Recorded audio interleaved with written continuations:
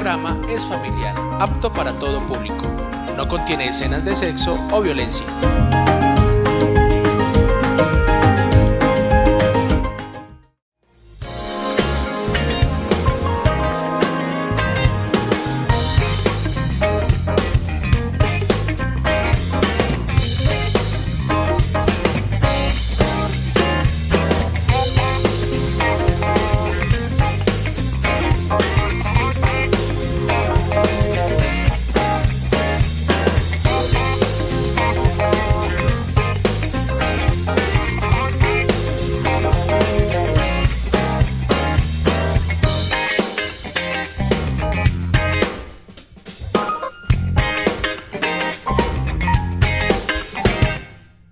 Padre Javier, ¿cómo está? Muy bien, ¿y usted, Freddy? Muy bien, gracias a Dios, un gusto por fin de poderlo tener en un espacio de diálogo que hace días no nos podíamos sentar como a compartir de muchos temas.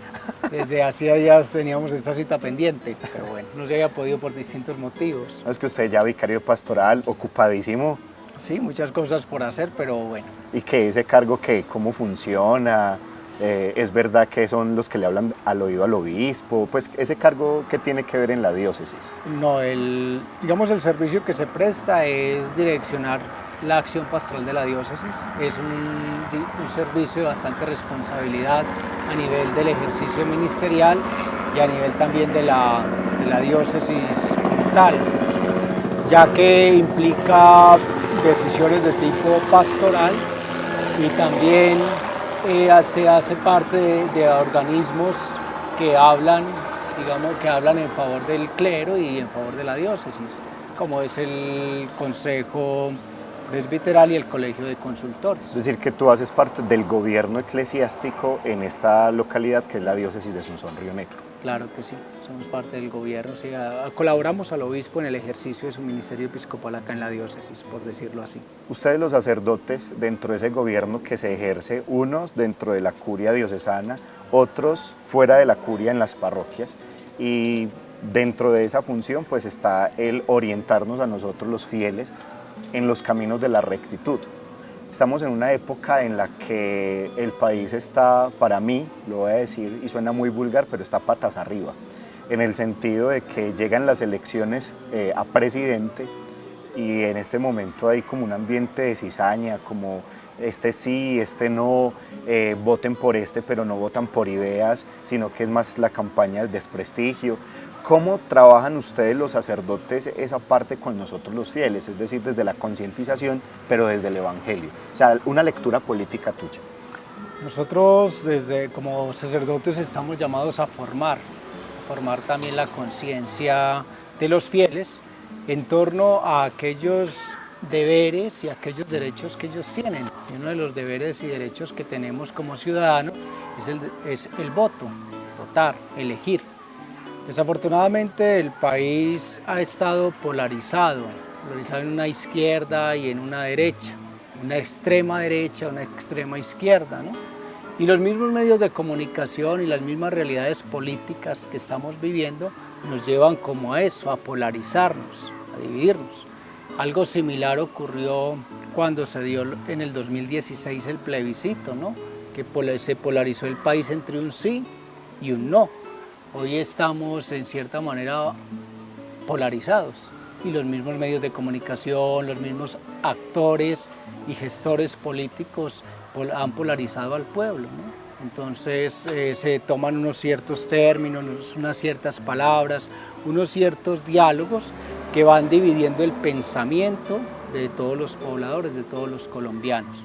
Nosotros, nuestra tarea como sacerdotes, nuestra tarea como ministros de la Iglesia es formar la conciencia de los ciudadanos, de tal manera que su voto sea consciente, que su voto sea también informado y formado, y que no se dejen llevar solamente por las tendencias que hay en las redes sociales o simplemente por los apasionamientos que surgen en estos tiempos y en estas contiendas políticas, o simplemente por aquella persona que me cae bien o por aquella persona que está comprando, ¿por qué no mi voto, no?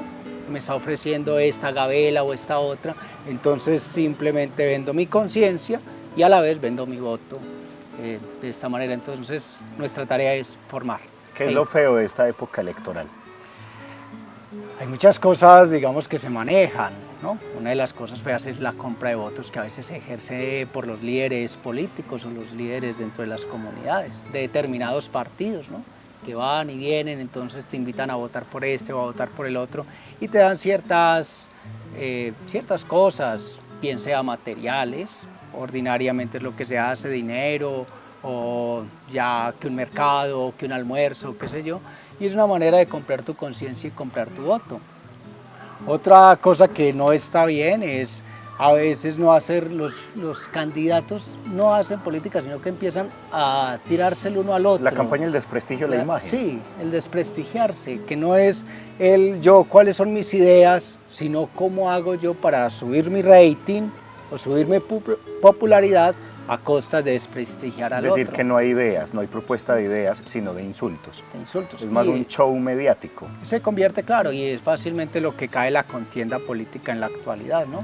Porque si este va más adelante o este va más adelante, busco es cómo ponerle la zancadilla, cómo hacerle una campaña no tan popular o cómo buscar la manera de que ese que está punteando en las encuestas pues no puntee, porque hay que subir, hay que colocar al candidato que yo quiero que esté. Y es muy particular, por ejemplo, dicen es que las encuestas lo montaron, va de primero, pero a mí no me preguntaron. Los colombianos piensan esto, pero yo hablo con mucha gente de mi entorno y me dicen, no, a mí tampoco me preguntaron. Es decir, ese tipo de encuestas, ¿de dónde surgen? ¿Usted tiene algún conocimiento de eso? Pero las encuestas siempre, Freddy, son a una población muy pequeña, o sea, no miden, es una población de 1.200, 1.200, 2.000 personas que encuestan en distintas ciudades. Entonces no podemos decir que van a entrevistar a la totalidad del electorado, que son 36 Pero pareciera millones. que siempre entrevistan a los mismos. Lo que pasa es que a nosotros curiosamente no nos llaman, ¿no? O no nos encontramos con el que está encuestando. Pero las encuestas en cierta manera es una manera de medir y de marcar la tendencia, marcan tendencia, o sea, en definitiva la encuesta como tal va marcando el voto de los colombianos, porque la encuesta, cuando una persona del medio que no se involucra en el debate político, que no se involucra en las ideas que vienen exponiendo los candidatos en torno a temas puntuales como es la salud, la educación, el empleo, la economía, todos estos temas que son puntuales en el debate político, cuando ellos no se involucran, entonces miran cuál es el que está más, tiene mayor favorabilidad. Porque a veces somos del yo no puedo perder, yo tengo que ganar, entonces el candidato que yo elijo es aquel que va punteando. Entonces las encuestas en cierta manera inciden en el pensamiento del colombiano, en el pensamiento del elector. ¿Cuál es el análisis político que tú le haces ahora a Colombia? Estamos pues primero en una cuestión polarizada, una sociedad polarizada entre una derecha, una izquierda, una extrema derecha, una extrema izquierda. No hay centro. Claro, hay algunos que se consideran, digamos, como de centro, candidatos de centro. Hay unos candidatos todos los candidatos vienen exponiendo sus ideas a través de debates, a través de entrevistas, vienen exponiendo sus ideas. Pero estas ideas pocas veces o muchas veces no llegan, digamos, al colombiano o al habitante del común, se quedan a veces en unas ciertas esferas educativas, unas ciertas esferas profesionales, pero no permean al pueblo, al hombre y a la mujer del común. Ellos se quedan a veces en los razonamientos o en lo que les venden los medios de comunicación, los noticieros, los noticieros de los canales nacionales, sí. Pero entonces no se da el paso, digamos, como a una reflexión profunda. Nos vemos entonces no imparciales, sino parcializados. Parcializados por unas tendencias, parcializados por unas encuestas, parcializados por un partido, parcializados por el candidato del común, por el candidato que más vende o por el candidato, digamos, que va incidiendo más en determinada comunidad o en determinada sociedad. También estamos en una sociedad donde no nos involucramos, no todos se involucran en el tema político. En las elecciones en Colombia alrededor de 36 millones de personas pueden votar, pueden elegir, y ordinariamente votan, votan 14 millones, 15 millones, es decir, no alcanza a votar el 50% de la población que podría elegir o podría ejercer ese derecho y ese deber del Es decir, voto. que un 40% del país está eligiendo los candidatos de momento. Un 40, 45, 47% está eligiendo. Entonces nos quedamos en una gran cantidad de personas que se abstienen de elegir, o porque no les interesa la política, o porque no han seguido, digamos, los debates, o porque no encuentran un candidato que los represente. Pero tú sí crees que hay un debate en este momento. Es que cuando yo me pongo a observar los medios de comunicación nacionales y regionales, donde ahorita están montando el tema de los debates o que nos han presentado esa propuesta, me parece que ahí no hay debate, porque para mí el debate es tener la posibilidad de confrontar al otro y de decirle, mire, yo no estoy de acuerdo con usted por esto, si es necesario desenmascarar la mentira. Pero ellos están más respondiendo un conversatorio donde hay un moderador y ese moderador es el que le da las preguntas y usted tiene 2 minutos para responder y usted tiene otros 2 minutos y todos responden sobre la misma pregunta. Pero no hay para mí no hay ese tinte de debate, sino más de conversatorio, donde le vamos a mostrar al país usted qué haría en materia de educación, le vamos a mostrar al país usted qué haría en materia de economía, le vamos a mostrar al país usted qué haría en el tema de salud, que son las 3 variables para un país, pero ya claro, en todo eso entra el derecho a la casa propia, ¿cierto? Que son como esos elementos, esos ejes en los que se mueve siempre el discurso político. Al pobre, venga, le vamos a subir un salario mínimo. Y es particular, porque hoy tenemos candidatos que le dicen, venga, vamos a subir el salario mínimo, y lo dicen en campaña, pero casualmente han sido candidatos que hoy ocupan un rol en el Senado, y que en su momento también ocupaban roles en una presidencia o en unas secretarías de gobiernos, en fin, ministerios públicos, y nunca hicieron nada para subir el salario mínimo. O sea, en propuestas hoy lo proponemos y el país está encantado, sí, ahora sí nos van a subir el mínimo, pero ¿por qué no preguntarnos por qué no lo subieron cuando tenían el poder en la mano? Porque viene a ser una propuesta de campaña y no fue una acción concreta en su tiempo de poder, de mandato. Pero la gente hoy, por eso hablamos de las encuestas, de que se pegan de la encuesta, de que no escuchan a profundidad su propuesta, por decirlo así, sino que más bien se quedan con los análisis por encimita y empezamos a ver más la imagen populista y no la realidad concreta. O sea, yo pienso que a los políticos también hay que castigarlos, y el castigo no es solo vayan a la cárcel por corruptos, es decir, que el pueblo no vote por ellos. Equivocarnos con nuevos, ¿para qué equivocarnos con los mismos? Pues para mí ese sí es y usted sacerdote, pues mira que todo se perdona, pero para mí es un error imperdonable. O sea, yo me puedo equivocar con el nuevo, me engañó, yo no sabía cómo era, pero seguir eligiendo los mismos de siempre, cuando hacen lo mismo de siempre, esa parte me parece pues como absurda.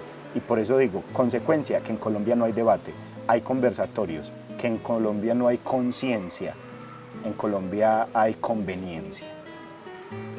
Sí, de una u otra manera, Freddy, siempre buscamos el candidato que nos convenga o que nos esté ofreciendo una buena gabela, ¿no? A veces no se vota porque por la persona tiene unas ideas profundas y unas ideas que se puedan llevar a feliz término, sino porque es el candidato populista o porque es el candidato que promete más, o por ser el candidato, digamos, que tiene un discurso a veces que halaga mucho y que promete mucho, pero que no nos sentamos o no pensamos, eso podrá ser posible, eso de subir el salario, eso es algo realizable. Claro, porque es que hay que mirar la parte de la economía global. El tema de salud, el tema de mejorar la salud, las propuestas que este candidato o este otro tiene frente a la salud son posibles, son realizables, o lo que está promoviendo frente al crecimiento, a la dinamización del empleo, eso es posible. Y sin crear xenofobia, mirar otros espejos de países cercanos o lejanos y determinar, venga, quién va por esta línea, quién va por esta otra, y no es precisamente con un tema del socialismo, ¿cierto? También hay otro estilo de dictaduras que no necesariamente son socialistas, pero también hay que mirarle la hoja de vida a todos los candidatos. Ah, es que este fue presidente, es que este ya había sido senador, es que este ya fue alcalde. Una cosa es que hayan ejercido esos cargos, otra cosa es cómo les fue en el ejercicio de esos cargos, cómo le fue como alcalde a X candidato, cómo le fue como gobernador en X lugar a ese candidato, cómo le fue como presidente de una empresa a ese candidato. Porque es que yo puedo presentar acá mi hoja de vida, pero vaya, pregunte cómo me ha ido en mis cargos, eso ya es distinto. Es que el papel puede con lo que usted le pongan. Entonces, en Colombia hoy pasa eso, no nos estamos informando. ¿Sí? Y para mí un análisis dentro de eso que tú mencionas en lo político, pienso que en Colombia somos desinteresados de nuestra propia realidad.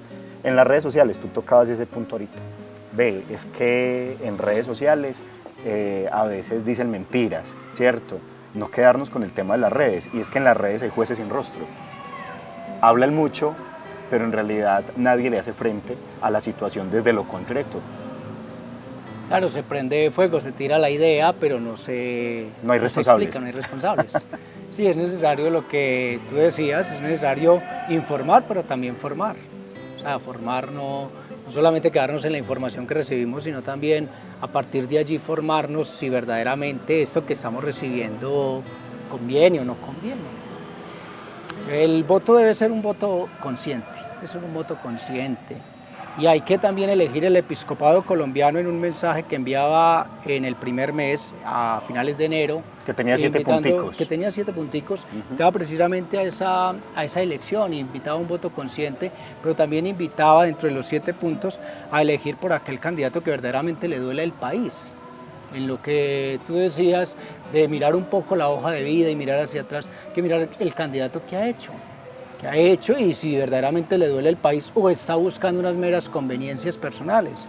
Venimos de un tiempo, Colombia viene de un tiempo donde la han masacrado a través de la corrupción, cantidad de políticos corruptos, jueces corruptos. O sea, tenemos unas instancias, un esquema donde hay una corrupción, claro. Entonces hay que salir de ese esquema. Entonces, como yo elegir un candidato, o sea, que no esté involucrado en todas estas cuestiones de la corrupción. Entonces, quiero leer los 7 punticos. Sí, vamos a mencionarlos simplemente como para que podamos involucrarnos un poquito en la reflexión desde un esquema que se nos propone ahora que tú citas a la conferencia. El primero, involucrémonos en el proceso electoral, derrotemos la indiferencia y comprometámonos. Eso tú ya lo has dicho. Claro, involucrarnos, importante involucrarnos en el proceso electoral, no sentirnos distantes ni separados. No dejar que el 47, 45, 40 elija, sino que ojalá elijamos la mayoría del país. Reforcemos con el voto el comportamiento ético de nuestra sociedad y acabemos con la corrupción. Es necesario acabar con la corrupción, ser éticos. Por eso estamos llamados nosotros precisamente como electores a no vender nuestro voto ni a dejarlo comprar. ¿Sí? O sea, no convertirnos, digamos, en aquellos que hacemos parte de la corrupción de nuestro país. Mejor dicho, aquí hay una cosa fácil. El político le da al mercado, recíbaselo. El político lo invita a un show gratis, vaya, pero por favor, no vote por él. Elija por alguien que... Elija a alguien honesto. Alguien es decir, vaya, sí, que lo trajeron, tenga el mercado, pues coja el mercado, vaya y cómaselo, le el abrazo al político corrupto, dígale muchas gracias, pero no vote por él, para que al menos él haya hecho una obra de caridad, no por conveniencia, sino que se le fue por el otro lado, ¿cierto? Pero entonces invitar a la gente a eso, asista, pero no vote por él. Hay que ser éticos, vivir la ética desde nuestra, digamos, desde nuestra realidad. Apostarle a eso. Hoy vivimos en una sociedad muy corrupta desde lo pequeño, ¿no? Sí. Buscamos las conveniencias. Decimos mentiras. Sí, o sea, buscamos desde lo pequeño. Mijo, por favor, te están tocando, vaya, diga que yo no estoy. Entonces, claro, a veces miramos la corrupción en los políticos, no miramos la corrupción en lo pequeño. Es necesario ser éticos desde lo pequeño para también ser éticos desde lo grande. Exijamos campañas transparentes y que favorezcan la unidad. Claro, buscar campañas, que es lo que estamos llamados. Tenemos en este momento, son 5 candidatos. Sí, y todos hablan mal de todos, ¿no? Y todos hablan mal de sí. Uno que otro de pronto como que dice otro discursito, pero... Hay que buscar la transparencia en el candidato, en los candidatos, o sea, que la campaña sea transparente. Es un poco complicado en el tema o en los debates o en las exposiciones de ideas o en todo lo que nos venden los medios, encontrar la transparencia en digamos, en las campañas. ¿Cómo descubrir que esta campaña es transparente o es más transparente que la otra, ¿no? Mire esta que ya habíamos mencionado algo. Analice cuidadosamente la trayectoria del político y las propuestas que tiene. Es importante mirar a través de las redes, informarnos qué está proponiendo y también, ¿por qué no?, analizar si es viable o no es viable. Pensemos en las necesidades más urgentes que tiene el país. Me detengo en este punto para hacerle una pregunta. sin decir nombres, porque usted es ciudadano y seguramente en el análisis que tiene ya tiene de pronto decidido por quién va a votar. Pero ¿cuál es el perfil del candidato que necesita Colombia, del presidente que necesita Colombia hoy? Necesitamos un candidato honesto, un candidato que también sea preparado, que tenga una preparación, que uno diga medianamente puede gobernar o puede llevar en sus hombros el país. Tenga capacidades. Sí, necesitamos un candidato que sea ético, que sea responsable, un candidato que quiera y ame nuestra patria, que la conozca, porque no se puede amar lo que no se conoce, que conozca la patria, que ame la patria y que esté interesado a trabajar, a desgastarse por ella buscando, claro, aquellos caminos que puedan solucionar los problemas trascendentales que tenemos, problemas profundos en esta Colombia, como es el tema de la salud, como es el tema de la educación, como es el tema del campo, los campesinos están olvidados, como es el tema de la violencia, pero no solamente la violencia que venimos trayendo de las guerrillas, sino la violencia que se está generando y se está gestando en lo urbano. Y una de esas violencias no solo con armas, esa violencia también es verbal. Mire esta semana el caso de don José. Entonces todo el mundo se fue encima de la señora del restaurante, pero hay muchas formas como nosotros discriminamos. A veces discriminamos en el trabajo a un compañero con el que no nos la llevamos bien o por alguna cosa no nos cae bien y nos hacemos a un lado, no saludamos, ni siquiera por cortesía. A veces, ¿qué hacemos? Servimos el desayuno para nosotros y no se lo servimos al otro miembro de la casa porque tenemos una pelea. Eso también es hacerlo a un lado, eso también es violencia. Entonces, medio país se volcó para hablar del tema de don José y se les olvidó, o la abejita, y se les olvidó que también nosotros desde lo cotidiano cometemos actos de discriminación. Entonces ahí también entra ese tipo de violencia que tú estás mencionando. Sea un político incluyente, que no haya exclusión de personas, sino inclusión, y que haya capacidad de diálogo con aquellos que están de acuerdo conmigo, pero también de aquellos que no están de acuerdo conmigo. Ahí viene una expresión, pues la vamos a mencionar, pero tú ya la dijiste. Elijamos a quienes les duela la realidad de los colombianos. Y está dentro de ese perfil que tú estás mencionando. Y el último punto es asegurémonos y aseguremos el país sobre valores fundamentales y protejamos su institucionalidad. Es necesario que elijamos un candidato que proteja la vida desde sus inicios hasta su final, que proteja la familia. Las personas. A cada persona, a cada ser humano es importante. No importa sus ideologías y su forma de pensar, pero todos estamos dentro de una misma realidad que se llama Colombia y hay que buscar eso. Claro, un candidato que sueñe en grande. El Papa invitaba a soñar, siempre nos ha invitado muchas veces a soñar, a tener ideales. Un candidato que sueñe y que nos haga soñar, que nos haga pensar en una Colombia distinta, en esa Colombia profunda que llamó el Papa cuando nos hizo la visita aquí a Colombia, que esa Colombia profunda se despierte, o sea, salga de allá desde ese adormilamiento en el cual está sumida. Una Colombia que movida por un buen candidato, un buen presidente, pues, trata de salir adelante, de pensar distinto, caminar distinto. Sin que nos tilden de santistas, uribistas, fajardistas, petristas, ¿qué recomendación le podríamos dar a nuestro pueblo para estos días electorales? Estos días electorales, informémonos y formémonos, que es lo que hemos venido hablando durante todo este conversatorio.